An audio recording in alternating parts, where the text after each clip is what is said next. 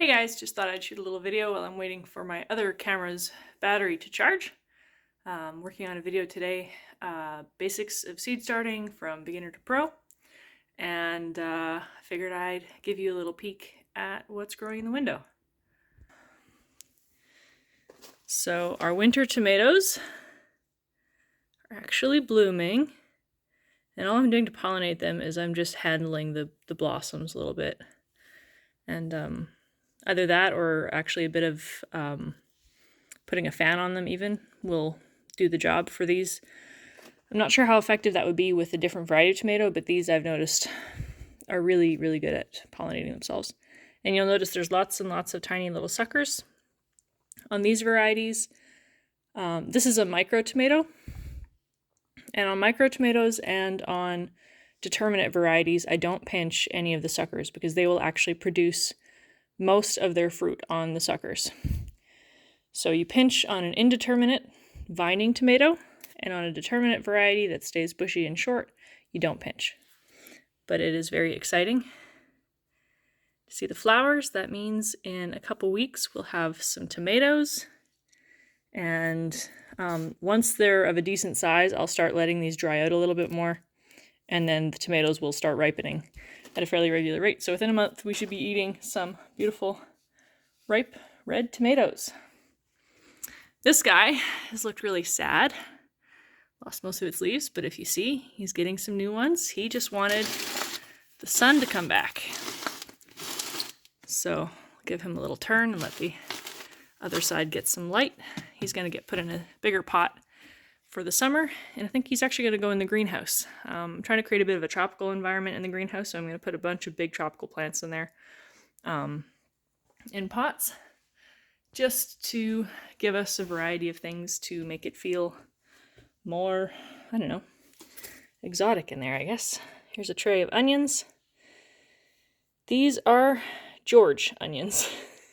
I have an onion that I named George. It got planted out a couple years ago and it got left in the garden and it's come back every year, and last year it made beautiful big flowers and tons of seeds. So I started a whole bunch of onion seeds from George, and these will be on offer alongside the extra plants that I'm going to be selling at my plant sale this spring.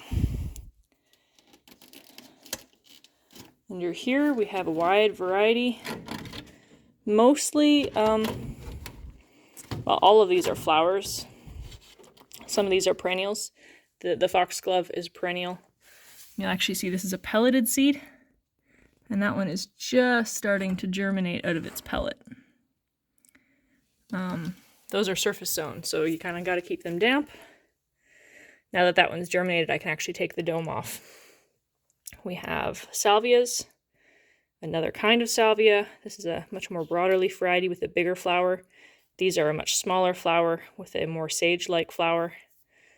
We've got some gora, which are an absolute favorite of my husband's, and some cleome, which become absolute monsters in the garden, and some dianthus. We have a spooky mix dianthus this year to add to the garden. I have several varieties of dianthus that shouldn't overwinter but do actually overwinter in my garden. So I'm hoping these also are quite hardy. Then in here, so I wouldn't need this tent, but it is nice for germinating things because it does stay warmer in there. I've got a heat pad down here under the tomatoes, and you can see the tomatoes are really germinating, or they have germinated really well. There's lots of them. I'm going to thin them out in the next day or two, although I prefer to wait until I have at least one set of true leaves before I thin them out. We've got some Snapdragons, and again, these were pelleted. Some of these were pelleted. These are petunias, and they are surface sown, so they've actually been under a dome for the last week, and they are just popping up now, so I can take the dome off. I usually like to remove, see, this is the dome that was on there. I like to remove that as soon as they've germinated and popped out of the ground, because keeping the humidity right close on the plants can lead to damping off. and I want them to be nice and strong and growing. These are some Alyssum. We had some. Not all the spots got filled, and as you can see, they're quite leggy. I will end up just burying them a little bit deeper, but I wanted to seed some more just to fill in the gaps. That's what's in there. And over here are all my lovely sweet potato slips ready to go. I'm only going to keep maybe 3 or 4 of these. The rest are all going to be sold on my plant sale. So if you're local to La Crete, you might be able to get one of these and grow your own sweet potatoes. And then we've got a canna and another canna and a bunch of bulbs and roots that I had saved from last year. These are not necessarily, they're not hardy perennials, but they will come back if they're kept inside. So they just got potted up a couple days ago, so they haven't started sprouting yet, but I imagine a couple of weeks we should be seeing some more life from those.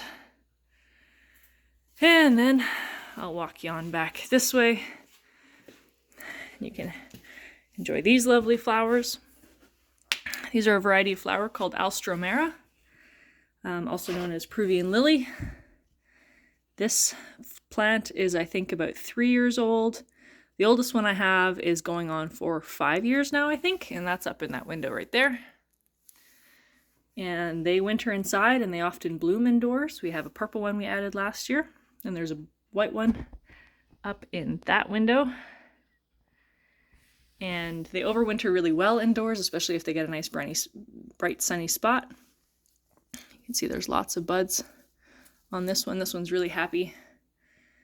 So I bring them in the winter. They bloom and grow all winter, and then they get put out in the summer again, and they really thrive in the summer as well. So they're a really fun little plant, and I enjoy having some blooms through the winter. So this is the oldest one. You can see this tag is very faded already.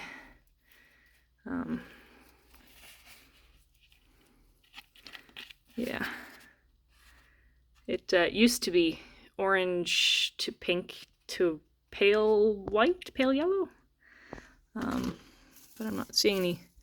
This one has been in this pot for a little too long, so in the summer I'm going to be pulling it out of the pot, brushing off some dirt, putting some fresh dirt in, and adding a little bit of fertilizer as well.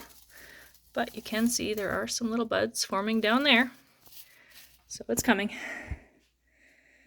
And then there's my faithful companion and my setup where you can see I'm just about ready to thin out my peppers.